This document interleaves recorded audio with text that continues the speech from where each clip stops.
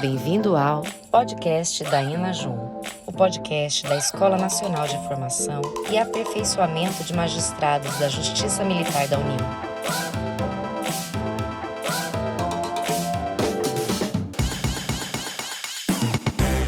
Olá, você está no podcast da Enajum, o podcast da Escola Nacional de Formação e Aperfeiçoamento de Magistrados da Justiça Militar da União.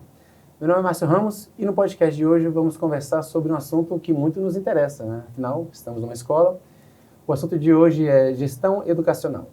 E para conversar sobre esse tema, convidamos a Sônia Simões Colombo. Sônia, seja muito bem-vinda. Márcio, é uma alegria estar aqui na Enajum, conhecer essa escola maravilhosa com um propósito tão rico, que agrega tanto valor aí aos participantes dos cursos. Então, estou muito honrada pelo convite de estar aqui hoje com você. Sônia, eu peguei um pouco da sua biografia no site, né, tanto da UMS quanto no Instituto Ela. Vou ler aqui para a nossa audiência.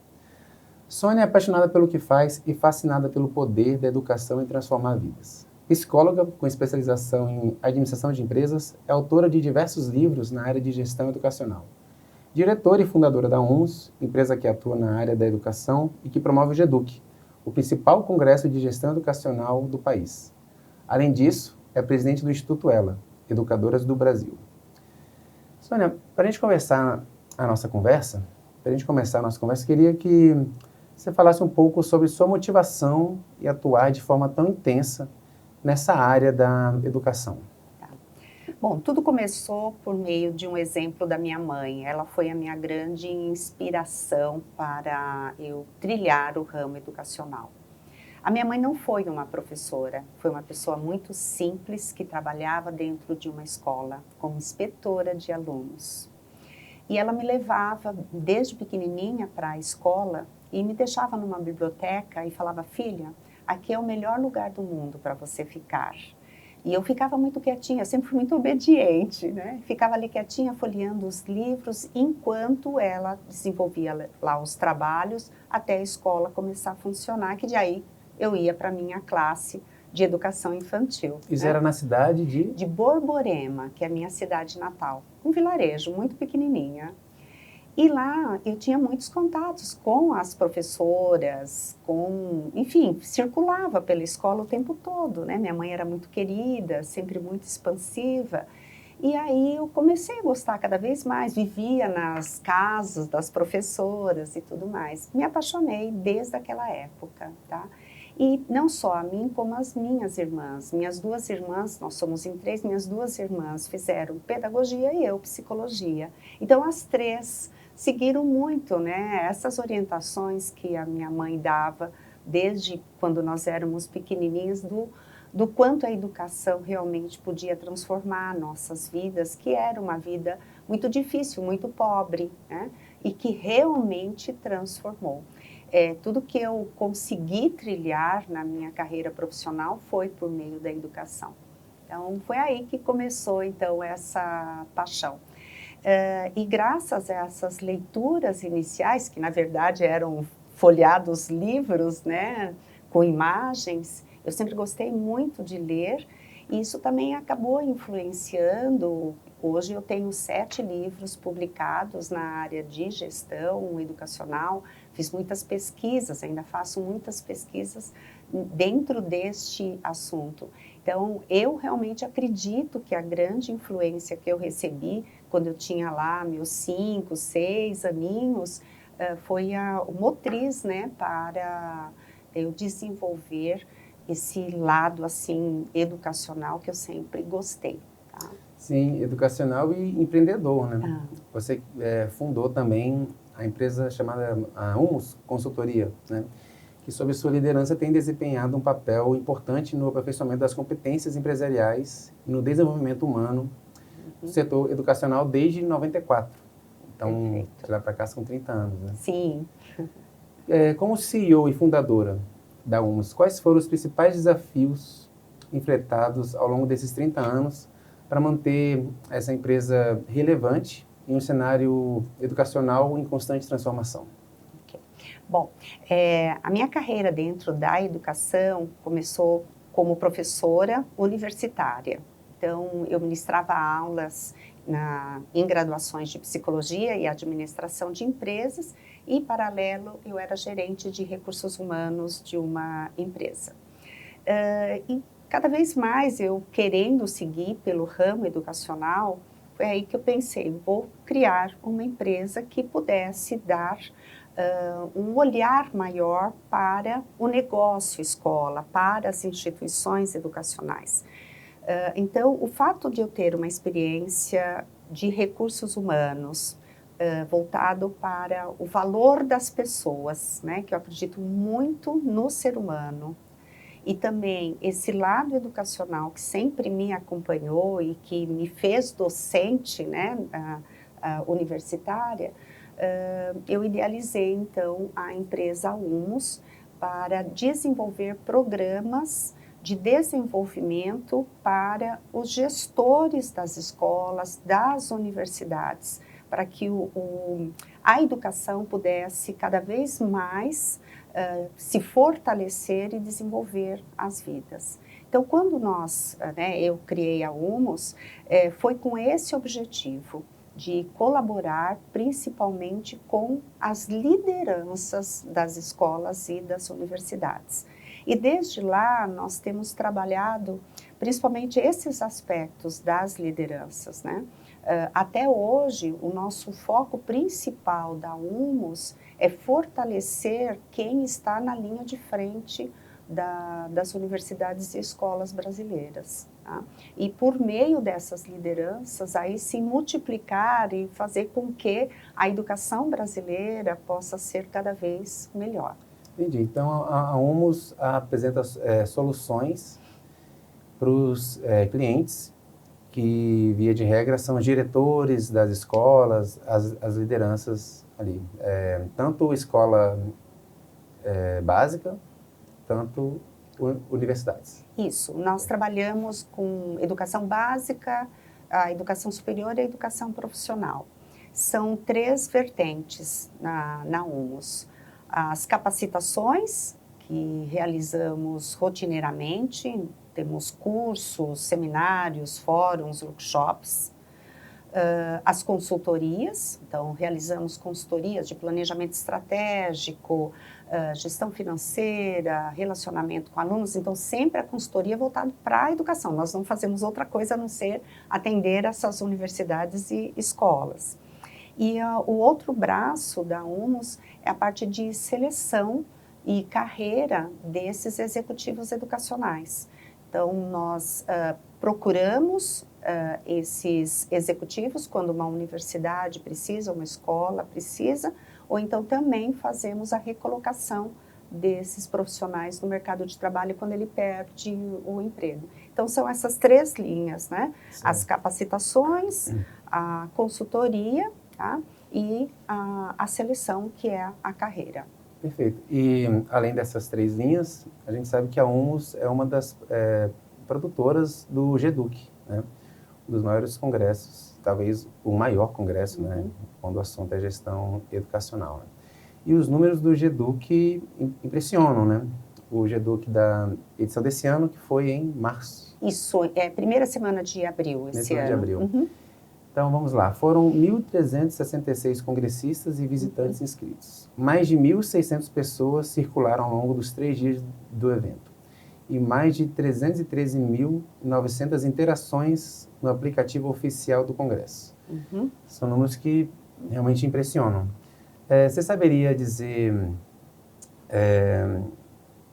você atribui ao que esse sucesso do GEDUC? Tá.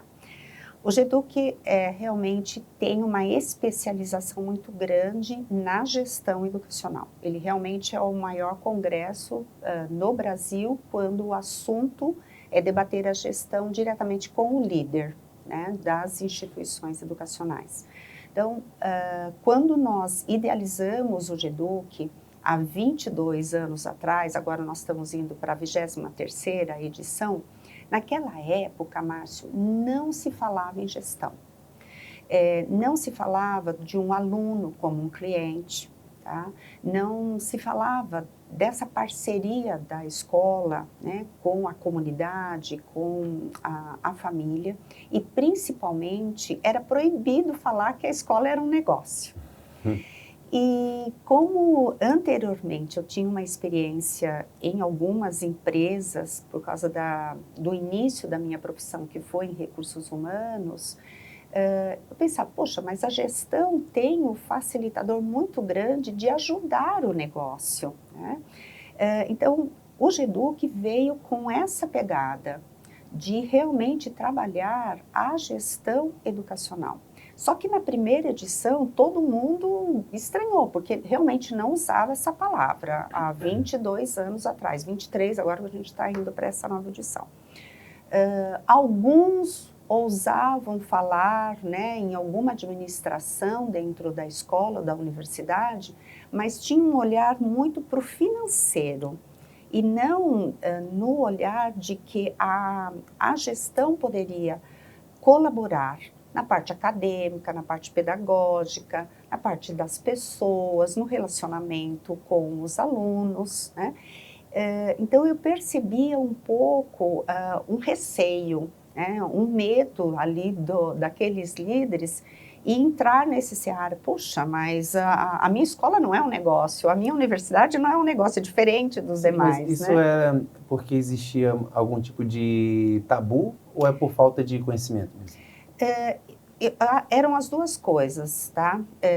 Falta de conhecimento da relevância e da contribuição da gestão para ter ótimos resultados. Então, não tinha-se esses conhecimentos. E um pouco de tabu por causa vamos assim dizer, da filosofia, do quanto existe, vamos assim dizer, algo muito sonhador, de que a educação é algo que não pode ser ligado a um negócio, né? Algo muito filosófico. Hoje mudou muito, tá? A realidade nossa é totalmente distinta de 22 anos atrás. Hoje nós encontramos realmente cada vez mais um gestor, um líder, sabendo exatamente que a gestão colabora, que a gestão vai facilitar para que o aluno tenha o melhor resultado. Porque a partir do momento que você forma uma equipe de docentes bem preparadas, que você tenha um programa muito estruturado e a gestão auxiliando aí em termos de planejamento, de resultados, de indicadores, tá? De métricas, tá? De prognóstico, de análise preditiva. Tudo isso auxilia tremendamente a gestão. E quem sai ganhando? O aluno e também a própria instituição, porque tem um resultado mais concreto ao usar a boa metodologia inerente da gestão. Sim, na verdade o país todo, né, está ganhando, Sim, porque sem a educação dúvida. realmente é fundamental. Né? Claro, claro. Eu preparei aqui algumas perguntas. Uhum. Quais dicas você daria para os gestores para aumentar o engajamento e incentivar a participação em ações educacionais? Bom, vejo que o gestor, ele é o grande líder da instituição de ensino e ele é um espelho para todos que ali estão. Ele reflete, vamos assim dizer, né, aquela imagem positiva ou negativa, né, do seu trabalho, das suas ações. Então, a partir do momento que um líder compartilha com a sua equipe, com a sua comunidade interna. Quando eu falo com a sua comunidade interna, é envolvendo também os alunos, tá? Envolvendo as empresas que estão ao redor, se nós vamos pensar na educação profissional ou na universidade. E comunga, vamos assim dizer, com a família, se você pensar na educação básica. Então, esse gestor, esse líder, quando ele realmente compartilha os propósitos daquela instituição, tá? Desenvolve valores nobres e pratica o que prega, com certeza, essa comunidade que está ao lado dele vai segui-lo e, consequentemente, vai ter um resultado surpreendente e favorável, tanto para quem recebe o processo educativo, que são os alunos, são as famílias, são as comunidades, como também quem executa o processo educativo, que são os docentes, que são os coordenadores, enfim, toda a equipe acadêmica. E os de apoio, que também são bastante relevantes, né, numa instituição de ensino. A equipe administrativa, financeira, de limpeza, de segurança, de suporte, de TI, Sim. enfim, né? E era mais ou menos isso que eu ia te perguntar com relação aos colaboradores, né? Como despertar um senso de propósito. Tá. Mas então, na verdade, é isso, né? Cabe ao gestor dar o exemplo, vamos dizer assim. Né? Sim. Eu vejo, Márcio, que é o exemplo e também uma palavrinha bem mágica do cuidar, de se importar com o outro. Zelo. Exatamente. Porque quando você se importa pelo ser humano que está ali contigo no dia a dia, que está lutando junto com você líder, para que você, líder, junto com todos ali, possam alcançar e entregar o propósito da sua instituição de ensino, com certeza esses colaboradores estarão juntos, tá? Então, o cuidar, o zelar, como você falou, é fundamental, né, para qualquer líder educacional. Sim, eu percebo que você é fruto de uma mãe que trabalhava numa escola, né? Uhum. E também carrega consigo o conhecimento da psicologia, né? Uhum. Acaba que esses dois ingredientes, né, acabam dando esses frutos, né, que a gente está conversando aqui. Interessante. A UNS tem, inclusive, expandido as suas ações para fora do Brasil, né? Queria conversar um pouco sobre isso. O que motivou esse olhar para fora nesse tema da gestão educacional, né? Uhum. O que é a UNS, o que você está buscando lá fora para trazer para cá? Tá. Bom, o olhar para fora é cada vez mais relevante para a sociedade que nós vivemos, que é uma sociedade global. E a educação não pode ficar fora, né, dessa sociedade global. Então, a UNS criou a primeira missão internacional. Nós começamos com a Inglaterra, tá? Isso foi em... Isso já 15 anos atrás, tá? E fomos na Inglaterra 3 vezes seguidas. Começamos na Inglaterra e fomos 3 vezes seguidas, porque realmente a gente ficou muito apaixonado lá com a educação deles. Então, fizemos 2 delegações do ensino superior, depois uma da educação básica, tal. Então, começamos por lá. E por que nós fazemos essas delegações? É uma forma de estudarmos a educação daquele país, ver quais são os diferenciais, por que eles são bons. Conhecer escolas, a realidade local, o dia a dia de um professor, o dia a dia de um aluno daquele país. Isso é focado nas escolas públicas ou particular ou... Os dois. Nós visitamos os 2 segmentos, pública e privada. E tanto a escola básica quanto a superior. Universidade. Quanto a universidade. Então, abraça a educação como um todo Abraça mesmo. como um todo, tá? E outro fator, né, além de conhecer a realidade local, estudarmos, também conhecer a cultura, né? Por que aquele determinado país tem a excelência na educação e como nós, brasileiros, podemos aproveitar algumas práticas de sucesso que eles estão adotando. Então, como que nós fazemos esse trabalho da delegação? Sempre escolhemos um país que esteja sendo relevante na educação global, tá? Então, já estivemos, como falei, né, Inglaterra, Estados Unidos, Portugal, Espanha, Finlândia, fomos 3 vezes na Finlândia, Chile, que tem uma educação muito boa também, tá? Estivemos em Singapura, vamos agora para a Estônia. Por que a Estônia esse ano? Porque é a que está em primeiro lugar na educação no Ocidente. O ano passado foi em Singapura, que é o primeiro lugar no mundo em termos de educação, enquanto resultado educativo. Saiu o resultado do PISA recentemente, Singapura ainda continua em primeiro lugar, mas Estônia está em primeiro lugar no Ocidente. Então, por isso que esse ano estaremos indo para lá. E é a primeira vez na Estônia? É a primeira vez na Estônia. E como que são essas delegações internacionais? São 10 dias de atividade, sendo que entre sair do Brasil e retornar, no total de 10 dias, né?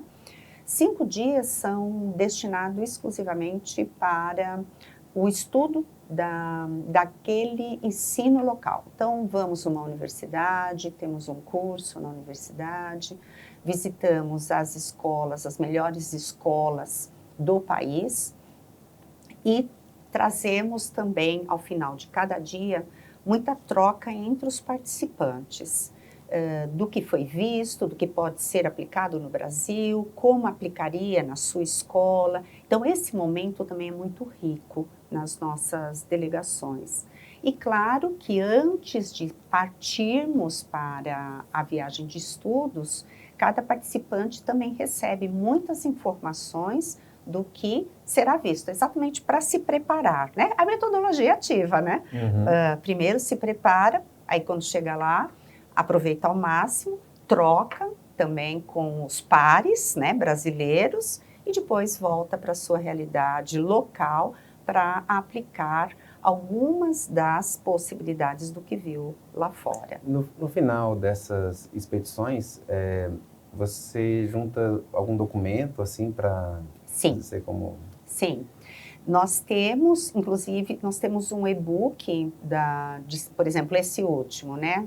Nós temos um e-book sobre as nossas visitas em Singapura, que podem ser acessados, pode ser vistos esse e-book no site da UMS. Então, ali tem os diferenciais do que nós vimos, tem várias dicas, fala também como que é a formação dos docentes ali naquele país. Então, nós desenvolvemos um e-book para deixar registrado, né? Isso é importante. Agora, você disse que são 15 anos já fazendo essas viagens. Isso. E uma viagem por ano. Uma por ano. Né? Nesses últimos 15 anos, tem algum país que você gostou, um predileto, algum caso interessante? Tá. Bom, eu gostei muitíssimo de Singapura, por causa da cultura assim, muito diferente de nós, do Brasil. Então, é um choque cultural muito grande, um choque cultural positivo, porque dá para aprender muito. Tá? Finlândia, é muito interessante o estudo de lá. E eu gostei bastante do Chile. Aí, às vezes, o pessoal pergunta, mas Chile, Sônia, não é Estados Unidos, né? Por que eu gostei tanto da delegação do Chile? Nós fizemos os nossos estudos dentro da PUC do Chile, né? E eles foram tão acolhedores, e claro, as visitas nas escolas, que é assim, bem tradicional. E os professores da Faculdade de Educação da PUC do Chile nos receberam de uma maneira muito excepcional. E ao final da nossa delegação, eles nos chamaram e ofereceram um coquetel, e foi muito diferente, porque os docentes dançaram para nós a dança típica chilena. Então, para nós foi assim, meu Deus, aquele professor da PUC do Chile, né, que para nós era uma super referência, ele ali dançando no momento do coquetel, mas mostrando a dança típica. Eu não fui, assim, meio salsa, o quê? Não é meio salsa, não. Eles dançam e vão pulando assim para baixo, meio que quase que chega no chão quando eles descem, sabe? Jogam a perna, assim, é uma dança muito bonita, muito bonita. E nós ficamos, assim, extasiados, né? Eu acho que foi a emoção de receber o certificado das mãos daqueles professores da PUC do Chile e, ao mesmo tempo, na hora do coquetel, eles dançando para nós. Foi muito emocionante. Sim. Então, eu guardo, assim, uma memória afetiva muito, muito grande desse momento. Eu já estive no Chile e foi essas duas impressões que eu tive, que o sistema educacional lá era excepcional, né? Realmente se destaca nesse contexto aqui da América do Sul, e também como eles gostam dos brasileiros, né? Amam os brasileiros. Legal, Sônia. Queria agora ouvir um pouco sobre o Instituto Ela, né? Você é presidente do Instituto Ela, né? Uma organização que busca conectar mulheres educadoras. Fala um pouco para a gente sobre o Instituto Ela, os seus maiores desafios, os seus principais resultados. Tá. Bom, o Instituto Ela é a concretização de um sonho que eu tinha há um tempo atrás de devolver para a sociedade brasileira tudo que a educação me propiciou, né? Eu consegui fazer uma carreira muito linda na educação e eu queria devolver para a sociedade algo no aspecto mais social. E por meio da educação. Eu queria novamente usar a educação, no bom sentido, para devolver isso para a sociedade. E como assim, eu conheço muitas educadoras no Brasil todo, eu tenho uma interligação bem legal com várias escolas, várias universidades, eu falei, quem sabe criar um instituto onde educadoras pudessem formar uma rede do bem para colaborar e ajudar as mulheres em situação de vulnerabilidade social, emocional e profissional do nosso Brasil. Então, o Instituto, eu idealizei dentro dessa pegada. O Instituto ele foi criado há 4 anos atrás. Eu convidei uma amiga minha de faculdade, a Sandra Garcia, para ser a vice-presidente, e nós duas, né, levarmos essa bandeira pelo Brasil todo. E como que funciona o Instituto Ela? As educadoras, e quando eu chamo educadoras, não são só as educadoras formais, que estão dentro de universidades, escolas. Nós consideramos educadoras a tia, a mãe, a avó, todas aquelas mulheres que realmente educam um ser humano, e não apenas dentro, né, da escola.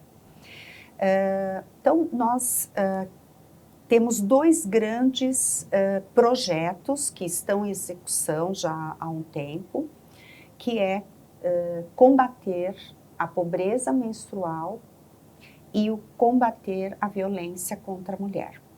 Então, o nosso público que nós atendemos são mulheres em situação de vulnerabilidade. Tá? E nós queremos tirar essa mulher da situação de vulnerabilidade por meio da educação. Então, como que nós atuamos? São educadoras aí por vários estados e estruturamos 5 regionais. Então, hoje o Instituto Ela está presente em São Paulo, Amazonas, Rio de Janeiro, Minas Gerais e Paraná, com uma estrutura da diretoria ali que analisa as necessidades do estado para atender aquelas mulheres daquele estado. Você sabe como o Brasil é um continente. Eu fico em São Paulo, imagina se eu entenderia como é uma mulher ribeirinha, a necessidade de uma mulher indígena, não consigo. Mas a gestora que mora lá, que entende, que é uma educadora do local, que vive ali com as mulheres ribeirinhas e indígenas, entende e sabe quais são as necessidades. Então, dessa maneira, por meio de um grupo de voluntárias, então cada regional tem um grupo de educadoras voluntárias, e quando eu falo educadoras, nós temos vários homens, tá? Não são só mulheres. O nosso propósito são as mulheres, mas quem nos ajuda são mulheres e homens, tanto que no nosso conselho consultivo nós temos homem, o nosso embaixador é um homem, tá? Então, nós acreditamos na força do homem para nos ajudar e colaborar com essas mulheres em situação de vulnerabilidade. Bom, então, pegando esses 2 grandes projetos que são o guarda-chuva, né, que eu mencionei para você, combater a pobreza menstrual. Por que que nós escolhemos isso? Que nós ficamos sabendo, por meio tanto da ONU como também de pesquisas aqui no Brasil, que muitas meninas, muitas mulheres deixam de ir para a escola quando estão menstruadas por não terem como se proteger durante esse período. Quando nós tivemos essa informação, nós ficamos muito chocadas, porque nós não conhecíamos essa realidade. E aí fomos verificar, né, por meio de pesquisa, e realmente era real. Conversamos com várias diretoras de escolas públicas e diretoras de escolas de comunidade, e elas falaram, realmente, nós, durante o período, né, do ciclo menstrual, muitas alunas faltam, porque elas não têm como se proteger. Ou então elas usam jornal, plástico, papel velho, pano velho, e tudo isso contamina a mulher nessa região, podendo inclusive deixá-la estéril. Quando tivemos esses dados, resolvemos abraçar essa causa. Nós somos a primeira organização não governamental a levantar essa bandeira aqui no Brasil. E aí, claro, depois, hoje já é uma política pública que não funciona, ok? Então, eu queria deixar isso registrado.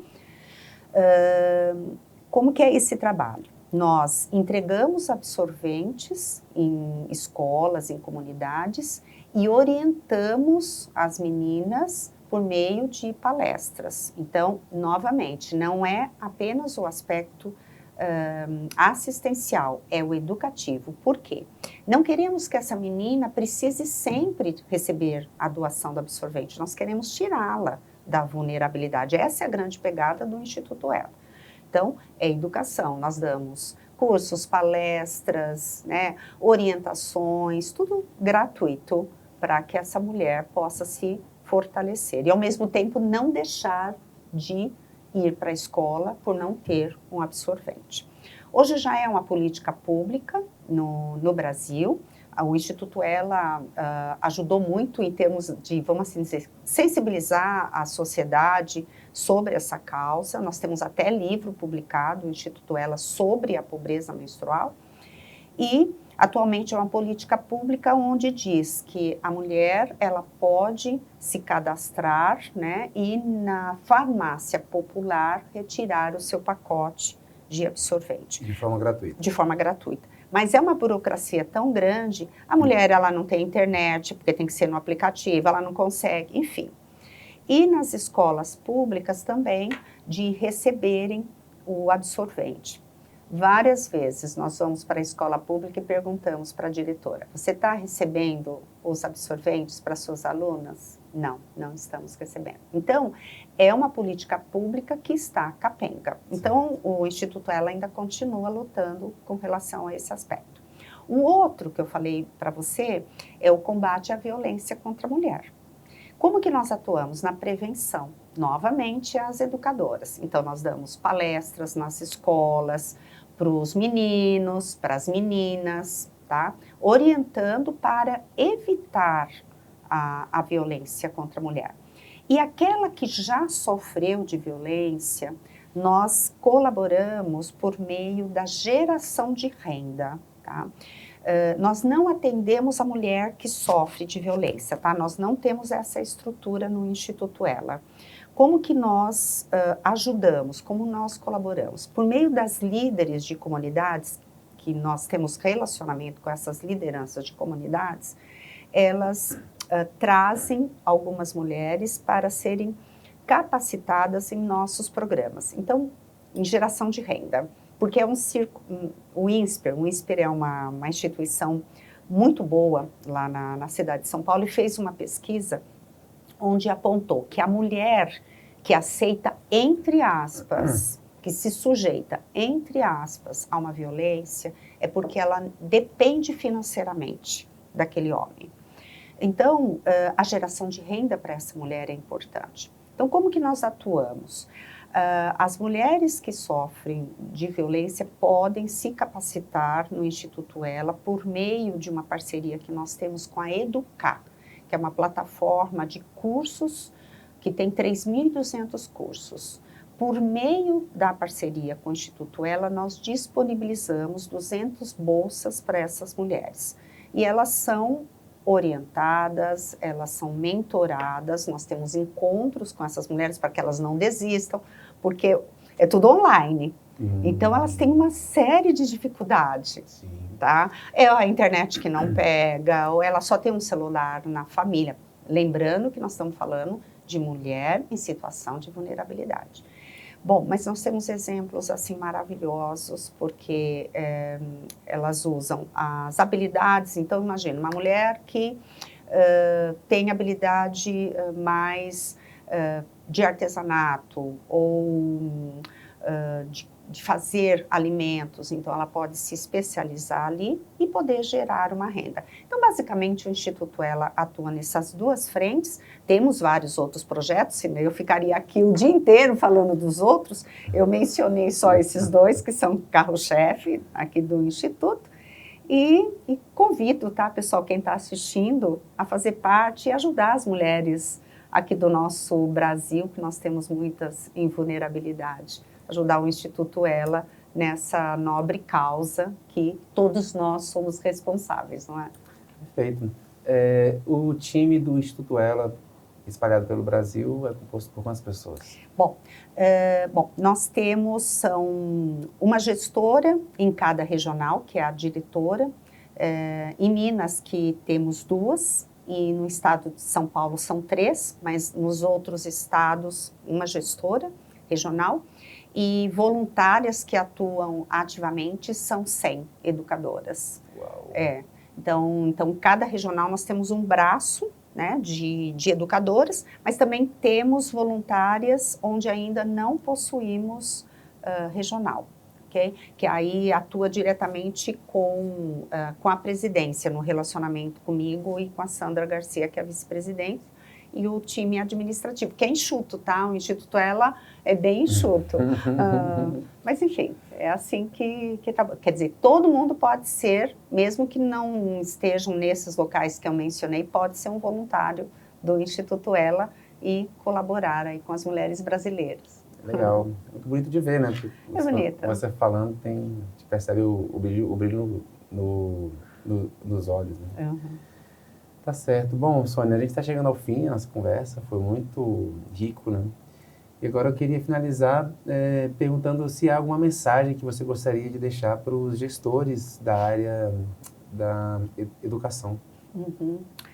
Bom, o líder educacional é, assim dizer, a figura principal dentro de uma instituição de ensino para que todos possam se desenvolver. Se o líder, ele acreditar no seu próprio desenvolvimento, em termos de estudar sempre, né, um lifelong learning, ele vai levar isso para a equipe também se capacitar o tempo todo.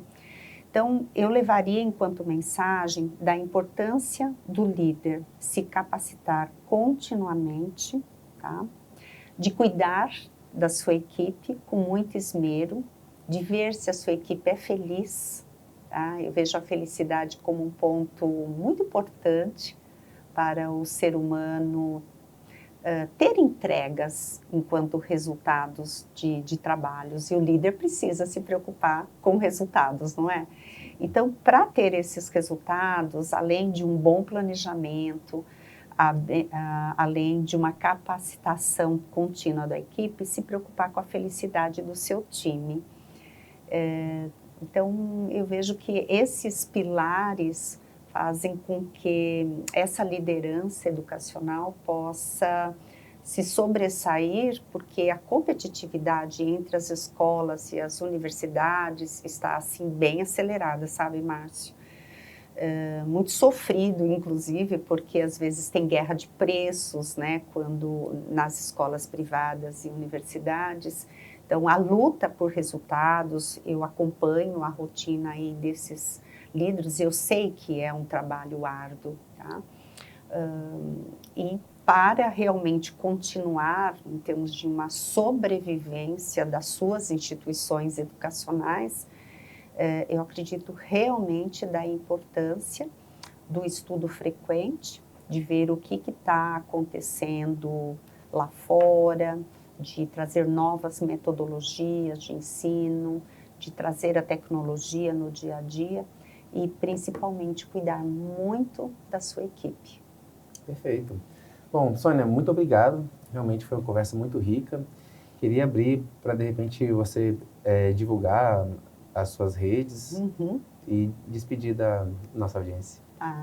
Márcio, foi assim uma alegria estar aqui com você, com essa audiência que tenho certeza que é maravilhosa. Bom, eu estou presente aí no LinkedIn, Sônia Simões Colombo, no Instagram também, Sônia Simões Colombo, no Facebook um pouquinho, né? Mas estou mais presente no LinkedIn principalmente. Então, me sigam lá. É um prazer, né, poder compartilhar algumas outras ideias com vocês e trocar, né, experiências que eu sei que todos nós podemos nos enriquecer a todo momento com a vivência e com a experiência do outro. E se você é um educador, uma educadora, para mim é uma alegria poder conversar, né, e ver como podemos juntos melhorar a educação do nosso imenso Brasil. No Instagram, eu imagino que tenha Humus, o GEDUC, Instituto Ela.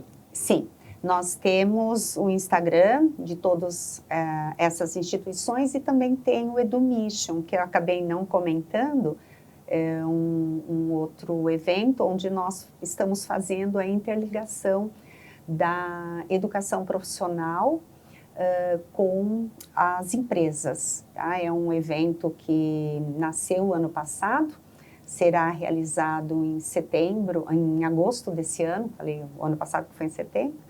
Então, é uma forma também de colaborarmos com as empresas por meio da educação corporativa. Bom, muito obrigado. Obrigada, Márcio. Foi uma alegria estar aqui com você. Valeu. Também gostaríamos de agradecer a você que acompanhou esse podcast. Se você tem interesse em saber mais do nosso trabalho aqui na Enajum, siga as nossas redes Enajum JMU. Podcast da Enajum, o podcast da Escola Nacional de Formação e Aperfeiçoamento de Magistrados da Justiça Militar da União.